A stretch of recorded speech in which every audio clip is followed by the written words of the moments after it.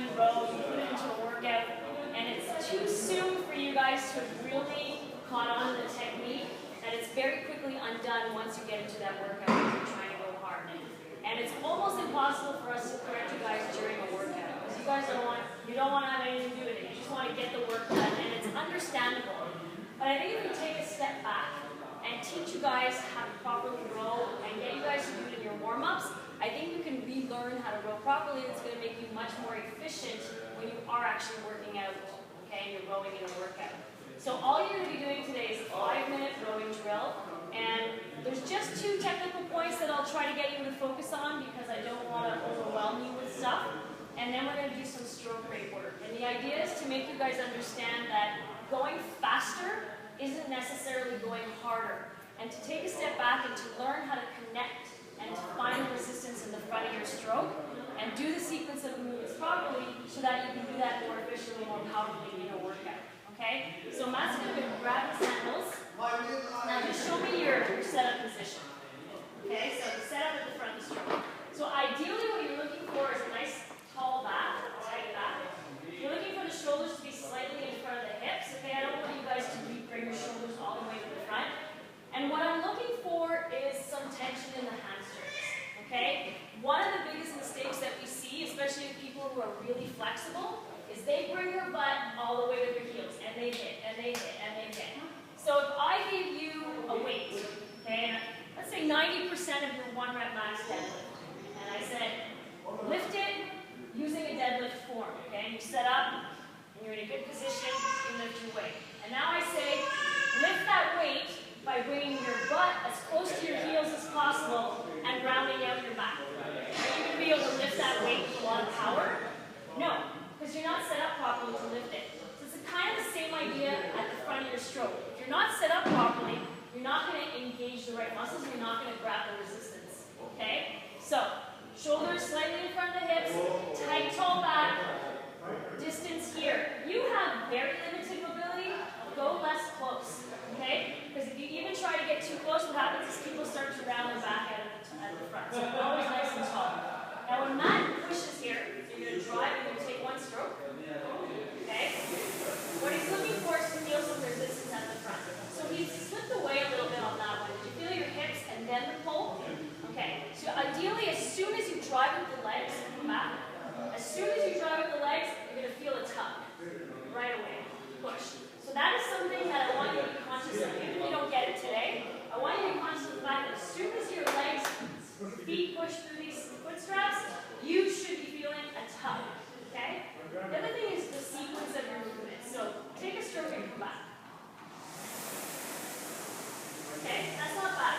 Okay? So another big mistake is people tend to come back too fast and with their legs first. So instead of releasing the arms, getting them over the legs, coming back to the shoulders and coming in slowly, they come back really fast and generally the legs first and then the hands over the handle. So when he's finished his stroke, he's going to pull and release right away. The arms never stay glued here. There's no pause. So you're going to drive, pull, release. He's going to sit up tall. He's going to bring his shoulders forward first. So bring his shoulders forward slightly and then come in nice and easy. Okay? Back to the setup position. He's going to drive again. Pull, release, shoulders first. So it's always shoulders and legs. And it's nice and slow. Okay? So here's your drill for today. You're going to row for 5 minutes. Okay? We're all going to start at the same stroke rate, and we're all going to stay at the same stroke rate. The catch is, you guys are going to be synchronized. Okay? So you're not all going to be staggered. You're all at the front at the same time. You're all at the back at the same time. Okay? So you guys are going to start rowing. Once you're synchronized, I'm going to start the clock for 5 minutes. Okay? And then you can just listen to my coach when I'm going on. Okay, so just start rowing, try to get together, and then we'll start. Okay,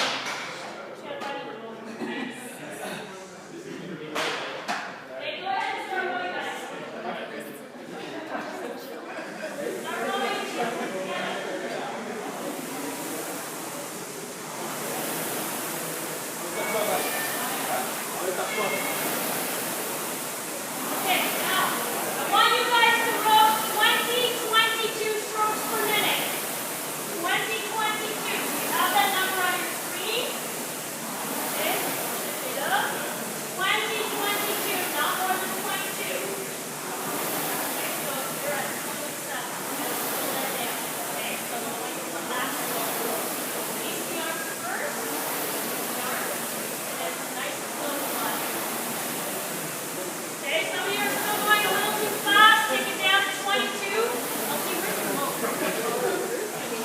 Kat had it before. Guys, still finding the remote, please? I like that synchro, guys. Looking really good. Guys, get it together. Try to relax. Okay, 2022. Any else fall?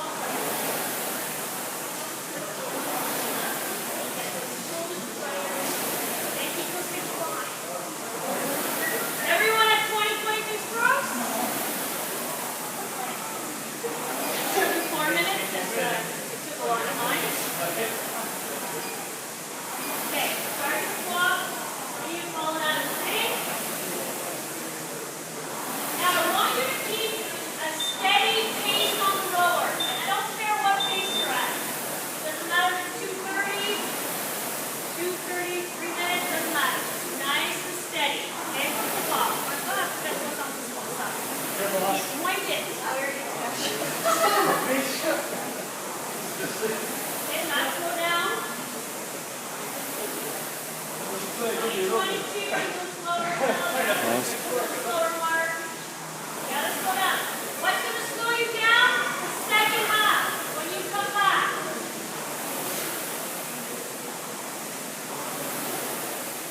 You're gonna do this for another 20 seconds. Just keep holding the same pace. And get back to the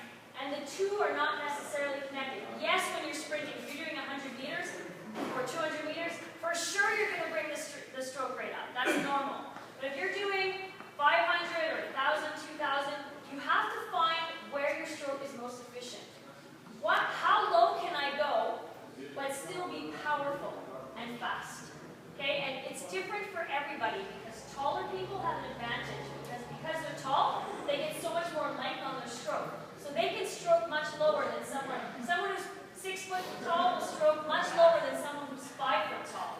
Okay? So you have to find where you're more efficient. But if you don't practice and you don't find the connection, it's going to be really, really tough. And I can guarantee you it saves a lot of energy when you can slow your stroke rate down but still go fast in the workout.